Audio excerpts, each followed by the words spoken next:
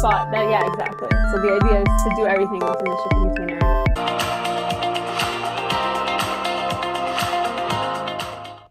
Bonjour à tous, merci de nous recevoir aujourd'hui. Je m'appelle Vanda, je suis étudiante internationale en provenance du Brésil et j'étudie la gestion des systèmes de technologie.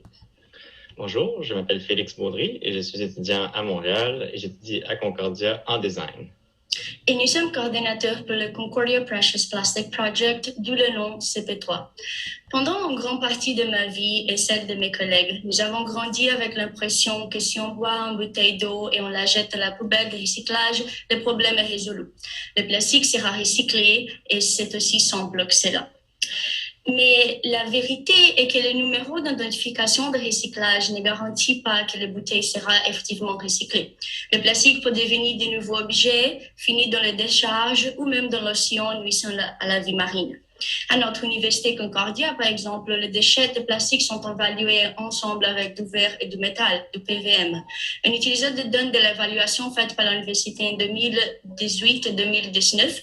On peut voir qu'entre 1259,6 métriques tonnes, juste 30,8 étaient de déchets recyclables et sur ce pourcentage, 8,7 étaient de PVM. Et cela pose un problème car aujourd'hui, nous ne pouvons pas quantifier la quantité exacte de plastique que c'est recyclé de notre université. La crise du plastique que nous vivons est liée au fait de la production en masse de matériaux qui peut durer 300 ans et le mythe de la recyclage parce que même quand les articles sont arrivés dans une installation de recyclage pour être triés, si le plastique est sali ou par exemple il peut contaminer le loup et ça ne va pas être recyclé. Et c'est là où nous intervenons. Donc, nous voulons recycler le plastique PET et PLA localement pour le transformer en filament d'impression 3D et de nouveaux objets qui peuvent être utilisés par les étudiants. Notre équipe est unie par le même but. Nous voulons protéger l'environnement en traitant le plastique comme le matériau durable qu'il est et en suivre le modèle de l'économie circulaire. On va réduire le coût de carbone de transport, on simplifiera le triage et ce que nous faisons dans ce moment, que c'est l'éducation. Nous sommes aussi alignés par la stratégie de l'ONU, de l'objectif de développement durable, et notre initiative a une faible marge de risque car nous sommes basés sur l'open source projet qui s'appelle Precious Plastic. Nous voulons réduire le coût que les étudiants payent pour créer des prototypes en 3D en offrant gratuitement aux laboratoires partenaires des filaments 3D recyclés. Nous disposerons d'un atelier pour faire des recherches et aussi donner la possibilité aux étudiants de créer de nouveaux objets à partir de ce qu'on considère des déchets. Et ce que nous pratiquons également, c'est l'apprentissage par action. Notre logo, réalisé par Angel Senerini, étudiante en art numérique, est un très bon exemple de l'apprentissage par action. Aussi, la recherche précédemment montrée qui a été faite par Sarah Rodoncelli, étudiante en ingénierie. Aussi, notre réseau social qui s'est fait avec la supervision de Maeva Ramboni parce qu'en plus de recyclage pratique, nous faisons aussi les contenus informatifs. Et dans un moment de grand isolement à cause de la pandémie, on a réuni des étudiants motivés par le même objectif. Et cela signifiait que dans un an, nous sommes une équipe de 26 membres de toutes les facultés. On a 12 articles qui ont été rédigés, 2 prototypes complétés, 4 webinaires ont été présentés, 8 projets sont en ce moment en cours. Et nous avons aussi une croissance de 53% de notre réseau social pendant les derniers 8 mois. Nous croyons que l'équipe CP3 représente la prochaine génération de faiseurs de changement. Et individuellement, 2 de nos membres ont reçu le Sustainability Award prix et ont reçu the Outstanding Contribution to Student Life pour les efforts en CP3. En tant qu'équipe, durant l'année de 2020 et 2021, nous avons reçu plus de 64 000 $ canadiens pour acheter une machine et créer un espace pour recycler sur le campus. Mais Félix, dites-nous, comment est-ce qu'on va recycler à Concordia? Oui. Donc, notre méthode de travail est assez simple. On procède à la collecte communautaire de matériaux. Donc, on va cibler certaines sources de plastique qui sont problématiques à Concordia. Ensuite, on va procéder à la granulation de ces matériaux-là pour pouvoir les entreposer qui prennent moins d'espace. Et par la suite, on les transforme soit en produits semi-finis ou en objets fonctionnels. On a ramassé beaucoup d'argent cette année Et c'est pour pouvoir se procurer, la moitié de cet argent-là va aller à un atelier et l'autre moitié ira à des machines. Donc, l'atelier doit être aménagé avec des ventilations et suffisamment d'espace pour s'assurer de la sécurité des étudiants. On peut voir que l'atelier est installé ici à l'arrière du Centre pour la réutilisation créative des matériaux. Donc, on va faire partie d'un écosystème à Concordia de revalorisation de matières.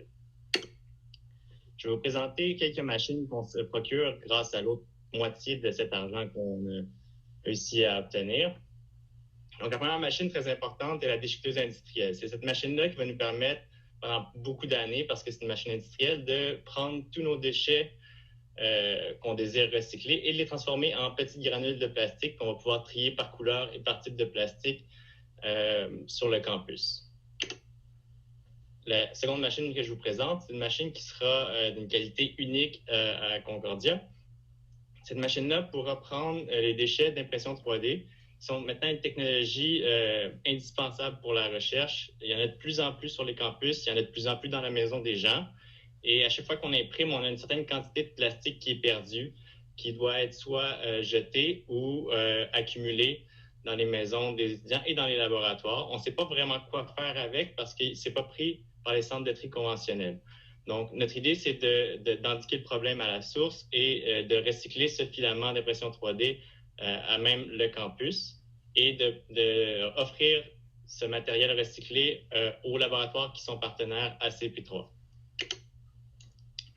Cette machine-là que je vous présente ici, c'est fabriqué par une compagnie professionnelle, mais les plans sont conçus par Sébastien Pineda et Modesto Sandino, deux étudiants d'ingénierie à Concordia.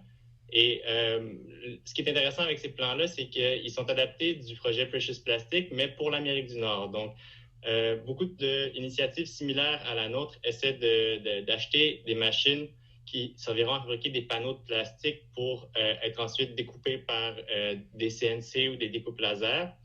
Mais ils sont très chers. Ces machines-là doivent être importées d'Europe. Ça augmente beaucoup les coûts de démarrage. Donc, en mettant ces plans adaptés-là pour l'Amérique du Nord sur notre site Internet de façon open source, on va faciliter l'implémentation de projets similaires à travers différentes universités au Québec. Ici, on voit la prochaine machine qu'on a déjà. C'est une CNC qui va pouvoir usiner des petits moules à injection. Ça, la particularité de cette machine-là, c'est qu'elle va pouvoir produire des objets qui sont directement fonctionnels. Donc, on ne parle pas ici de produits semi-finis comme des panneaux ou des bobines de filament, mais on parle d'un peigne, un bol, des objets qui pourront bénéficier, dont pourront bénéficier les étudiants. Un autre projet qui a été fait par les étudiants, donc par Manzou et moi-même, sont les plans de l'atelier. Donc, afin de s'assurer de pouvoir aménager un environnement sécuritaire, on a adopté une approche où on contient tous les risques à l'intérieur d'un même conteneur qui va être rénové par une compagnie professionnelle, mais nous avons amassé tous les fonds pour pouvoir acheter le conteneur. On attend encore l'autorisation pour le faire livrer sur le campus, mais vous pouvez voir un petit peu comment les machines seraient installées à l'intérieur. Puis aussi, à gauche, on peut voir aussi qu'il y a une zone qui servirait de magasin, salle de montre pour nos feuilles de plastique ainsi que nos bobines de filament et certains projets des étudiants. 2 minutes. Donc, le dernier projet que je vous présente qu'on est en train de réaliser, c'est un kit d'identification. Donc, on va fabriquer plusieurs kits comme ça qui seront distribués à différents laboratoires à Concordia qui travaillent avec des matériaux de plastique afin qu'ils puissent identifier les matières qu'ils utilisent. Donc, c'est une espèce d'étampe à chaud. On fait chauffer le bout, on l'étampe sur le produit qu'on fabrique ou le prototype qu'on fabrique. Et comme ça, on va pouvoir le recycler à CP3 plus tard dans l'année. On peut voir l'image ici du prototype fabriqué par Thomas Savage, un autre étudiant de Concordia. Comme Félix vous avez montré, les étudiants sont impliqués à chaque étape de notre processus et nous voulons que cela continue. Nous comprenons que ce projet demande un investissement initial élevé et c'est pour ça qu'on a travaillé dans notre plan d'autonomie. La création de modèles, c'est déjà en cours. La mise en place d'ateliers, c'est la deuxième étape pour créer des produits qui sont déjà prototypés. Et le quatrième, c'est de vendre les articles que nous avons fabriqués à l'aide d'une boutique en ligne, ce qui est actuellement en cours sous ma supervision et celle d'Emily Richard, également étudiante en commerce. Avec le CP3, nous avons créé un mouvement on campus et cela donnera au plastique une nouvelle vie. Nous vous remercions pour cette opportunité et aussi à nos partenaires. Merci. Merci Vanda, merci Félix pour la présentation. On ouvre pour la période de questions. Quelqu'un qui veut se lancer en premier? Karel? Oui, Karel, tu peux y aller ensuite. Oui, parfait, merci. Belle présentation. Moi, je suis toujours intéressé par les projets qui touchent la gestion des déchets, notamment les plastiques et le plastique numéro 7, le PLA, qui est difficilement recyclable. J'ai plusieurs questions, mais je vais vous en poser deux. Comment vous est venue l'idée justement de démarrer ce projet de récupération de plastique et de transformation? En fait, vous faites vraiment le recyclage sur les lieux. Et deuxièmement, comment faites-vous la collecte de plastique? Où allez-vous chercher la matière première dont vous avez besoin? Je peux répondre à la première partie. Donc, le projet a commencé, ça fait approximately 3 ans, par des étudiants d'ingénierie à Concordia et il a resté avec des explorations dans les fields d'ingénierie. Et pendant les dernières années, on a cherché plusieurs opportunités à incorporer des autres étudiants dans ce projet. Et pour répondre à la deuxième question, on travaille maintenant avec de différents laboratoires à Concordia et à l'extérieur de Concordia pour faire la collecte de PLA 7. Peut-être Félix, si vous voulez expliquer un peu plus aussi. Oui, donc l'idée aussi, c'est imaginons un étudiant en design. Il veut faire un projet à base de plastique numéro 2. Donc, c'est de lui enseigner aussi le fait que quand on veut travailler avec des matériaux recyclés, il faut aussi penser à l'entièreté du cycle de vie du matériel. Donc, on veut aussi mettre une certaine part de responsabilité sur les projets eux-mêmes et de les sensibiliser à la collecte. Donc, la collecte va se faire par item, par projet au départ, afin de vraiment apprendre tout le processus de collecte. Un exemple que j'ai, c'est un étudiant cet été qui s'appelle Maria Andrews, fait un haut-parleur Bluetooth en plastique recyclé. Donc, cet étudiant-là a sourcé elle-même le plastique d'un restaurant et va procéder cette semaine à la transformation du plastique en feuilles de plastique. Et ces feuilles de plastique-là vont être transformées au DigiFab Lab à Concordia afin d'en créer des coques de plastique semi-circulaires qui pourront accueillir un haut-parleur. Donc, on y va vraiment par projet pour l'instant et par partenariat avec différents laboratoires qui ont des sources constantes de déchets. La parole à Lynn. Bonjour, félicitations pour votre projet. Je suis biologiste marine, je travaille sur la fin de vie de ce plastique-là puis les impacts. Donc, ça me touche énormément qu'il y ait un projet dédié au plastique puis à son devenir. Bravo. Vous avez parlé du projet Precious Plastic.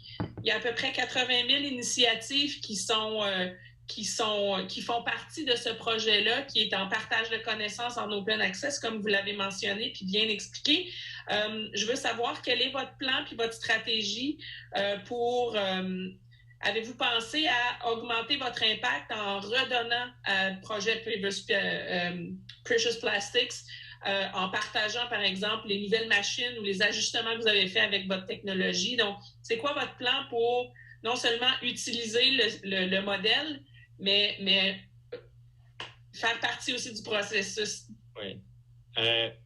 Donc, à Concordia, on est chanceux, on a réussi à accumuler beaucoup d'argent, ce qui nous permet d'acheter des machines qui vont être très performantes.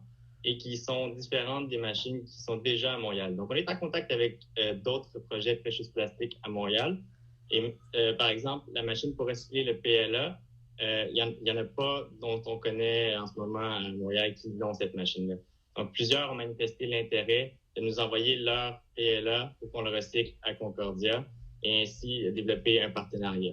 Pour ce qui est de contribuer à la communauté, effectivement, les plans convertis pour l'Amérique du Nord, comme je disais, de la presse pour les panneaux de plastique, sera mise en open source et sera aussi mise en open source sur le site de Precious Plastics pour que d'autres initiatives puissent en bénéficier.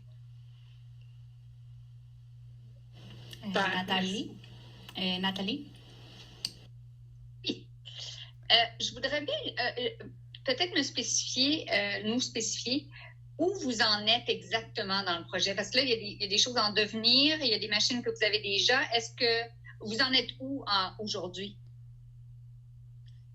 Donc, dans ces moments, nous avons des membres actifs qui travaillent dans divers projets et ça inclut la création de prototypes.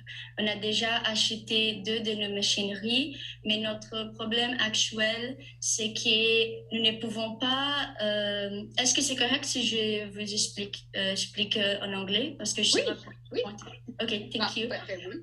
So we have different members working on different parts of CP3 because we have the educational part and the recycling part.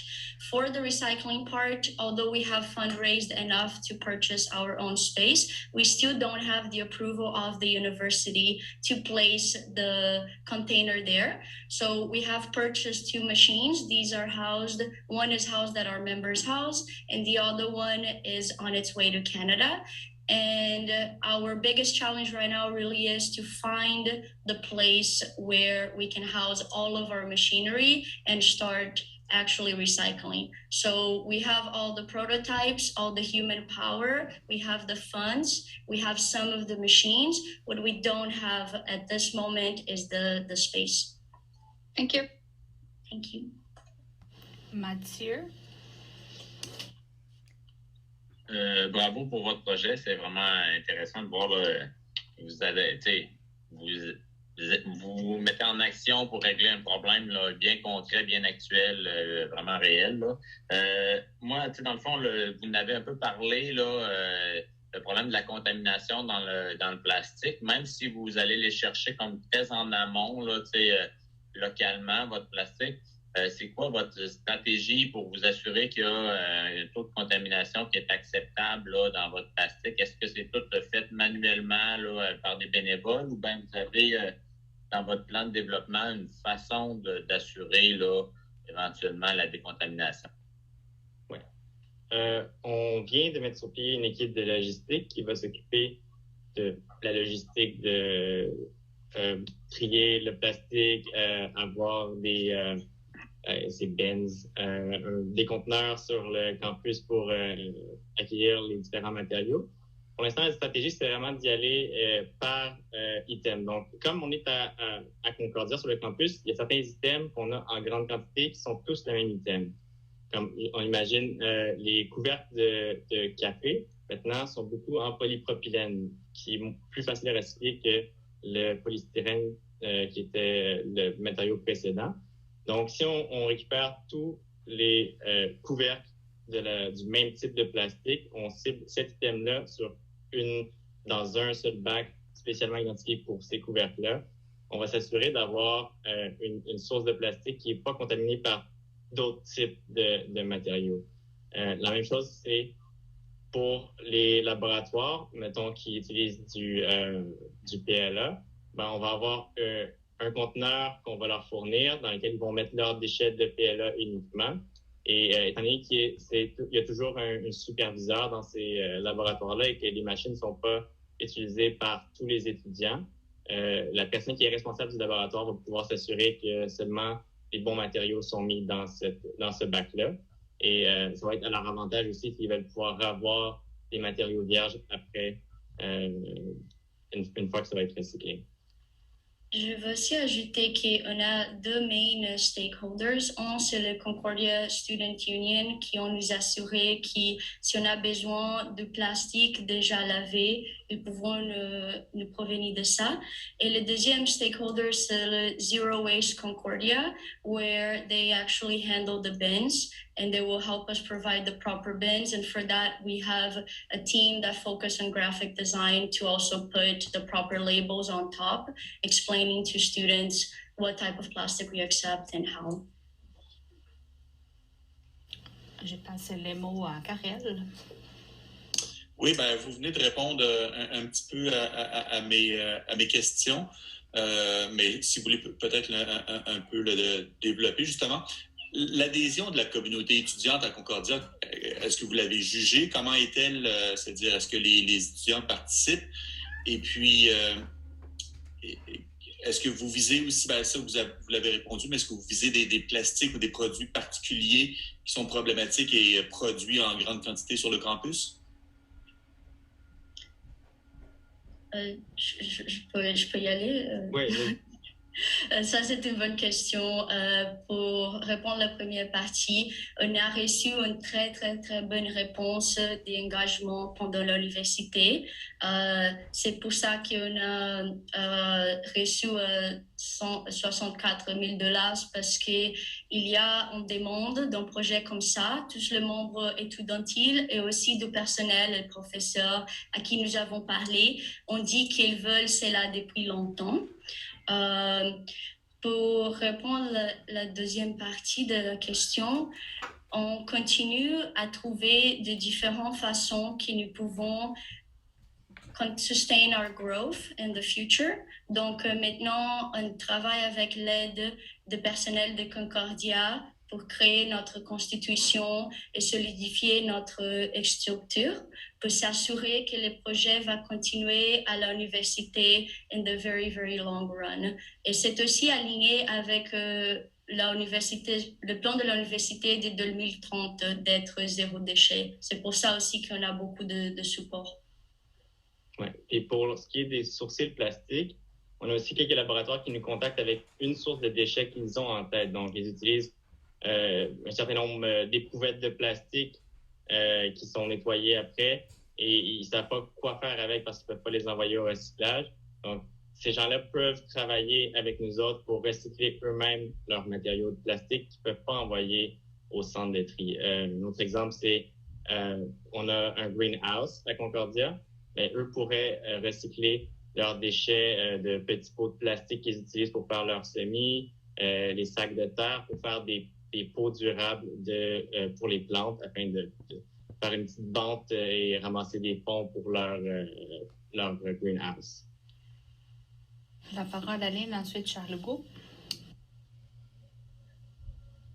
Oui, est-ce que ma question, vous allez comprendre la déformation professionnelle ici, mais est-ce que vous avez eu l'occasion de chiffrer ou du moins de réfléchir à l'impact un peu plus diffus que votre projet pourrait avoir sur les océans? Pour revenir au départ. Désolée. Oui. Oui, d'une façon, on a déjà organisé un clean-up. Moi, je suis au Brésil dans ces moments, donc j'organise ici aussi des clean-up dans l'océan pour vraiment juste retirer les plastiques. Mais notre impact de long cours, c'est l'idée que si le plastique reste à Concordia, et on les gère localement, il ne va pas arriver dans l'océan parce qu'il ne va pas sortir le cycle de l'université. C'est l'idée de vraiment responsabiliser aussi les institutions et les entreprises qui produisent des déchets ou qui utilisent des déchets de plastique dans leur fonctionnement de tous les jours. Donc, vraiment fermer la boucle à la porte de Concordia. Charles Legault. Merci beaucoup pour votre présentation. C'est inspirant, c'est beau à voir. Moi, je suis du côté de la mobilisation, de l'engagement, de la réduction à la source. Donc, je vais vous amener sur ce volet-là, peut-être dans mes questions. Je serais intéressé à savoir les mesures que vous prenez au-delà. C'est vraiment génial déjà d'intervenir auprès de l'étudiant, bon, puis de le sensibiliser, mais est-ce que vous avez pensé à des mesures concrètes qui pourraient permettre d'engager davantage, de mettre un peu le bras dans le tordeur de l'étudiant ou de la communauté éducative qui vont chercher à réduire, à s'engager, à s'engager à le faire aussi pour la suite. Puis j'ai une deuxième petite question qui serait plus du côté aussi modèle d'affaires. Je veux juste bien comprendre, c'est vraiment un projet étudiant, donc est-ce qu'il y a quand même une entité, avez-vous un conseil d'administration, avez-vous pensé à un modèle entrepreneurial derrière aussi votre projet? Merci. Nous, on cherche vraiment à s'implémenter de façon durable à Concordia. Donc, le but, c'est pas que CP3 sorte de Concordia et devienne une entreprise. Le but, c'est vraiment que CP3 devienne un laboratoire permanent à Concordia pour le recyclage et que les étudiants puissent en bénéficier année après année. Pour ce qui est de la participation, on n'a pas vraiment besoin de mettre le bras dans le tordeur de personne. On a des gens qui veulent participer. On a tout le temps du monde qui veulent prendre des initiatives. Et les façons dont les cours sont enseignés à Concordia, on est très axé sur l'environnement et on nous demande de faire des projets en matériaux recyclés. La seule affaire, c'est que c'est très difficile de le faire quand on est dans notre salon chez nous à faire des projets. Donc, d'avoir cet atelier-là pour donner la possibilité aux étudiants de faire les projets en matériaux recyclés, ça va permettre aux étudiants de bien accomplir la tâche qu'ils doivent faire dans leur cours. La parole à Mathieu, ensuite Nathalie. Moi, je suis vraiment impressionné de votre initiative. Dans le fond, il y a peut-être un volet qui semble peut-être un peu moins. Vous êtes vraiment dans le pratique, là, comment on fait pour le recyclage, tout ça, où on s'approvisionne, qu'est-ce qu'on fait après. Là, dans le fond, vous avez vraiment le cycle pour le plastique, mais il y a tout le temps des choses qui sont comme plus difficiles à recycler. Certains produits, par exemple, là, vous avez identifié, mettons, les dessus de verres de café, certaines des sources de plastique, mais il y a probablement aussi des matériaux qui sont beaucoup plus difficiles à recycler, à revaloriser, ou qui posent des problématiques. Là, je pense, par exemple, tout ce qui est biomédical. Là, dans un hôpital, on en jette énormément de plastique, mais on est condamné à le brûler parce que ça représente un risque de contamination. Il y a peut-être certains types de produits qui, dans le fond, qu'on devrait développer des techniques pour améliorer le recyclage et la réutilisation. Puis, dans le fond, ça va venir des universités, ces projets-là, puis peut-être que ça peut venir d'une initiative, d'un bourgeon de votre projet, là, d'essayer de trouver des façons de régler des problèmes que vous pouvez identifier, que vous voyez à l'université avec les plastiques. Je vous invite peut-être à avoir une espèce d'antenne là, qui essaierait de faire grandir les volumes de plastique et les problèmes posés par le plastique là, à l'intérieur, en sensibilisant aux difficultés, en innovant pour trouver des solutions à des problématiques particulières. Ouais, on espère vraiment avoir des chercheurs, en fait, qui vont vouloir travailler sur ces problématiques-là, qui sont spécifiques à leur milieu de recherche. C'est vraiment ce qu'on veut faire. On veut mettre à disposition notre espace pour les projets des chercheurs, des étudiants, des professeurs à Concordia. Alors, je passe la parole pour la dernière question au commentaire Nathalie. Oui, je voudrais savoir, là, vous nous avez parlé beaucoup de l'implication des étudiants, des professeurs à Concordia. Vous avez touché très peu sur le rayonnement aux autres universités ou à d'autres entités qui sont en dehors de Concordia. Pouvez-vous juste nous donner un aperçu des liens que vous établissez avec les autres universités? Oui. Pour ma part, j'ai déjà un lien établi avec Écodesign CVM, donc on parle d'un cégep ici, qui sont en train d'établir un projet similaire, mais au niveau collégial, et on collabore sur le développement de ces projets-là. Donc, en ce moment, on n'a pas encore notre local à Concordia, mais grâce à cette collaboration-là avec le cégep, j'ai pu aller avec Maria lui produire les feuilles de plastique dont elle a besoin pour son projet. même le laboratoire de Cégep du Vieux-Montréal. En échange, Cégep du Vieux-Montréal, ça va pouvoir faire un pont pour ces étudiants-là qui vont avoir étudié et pratiqué le recyclage de plastique au niveau collégial. Ils vont pouvoir pousser leur pratique rendue à l'Université Concordia pour vraiment développer une pratique admirable. Alors, on remercie beaucoup Wanda et Félix pour votre présentation, de partager votre projet avec nous. Et on vous souhaite une bonne continuité pour votre projet et pour votre carrière.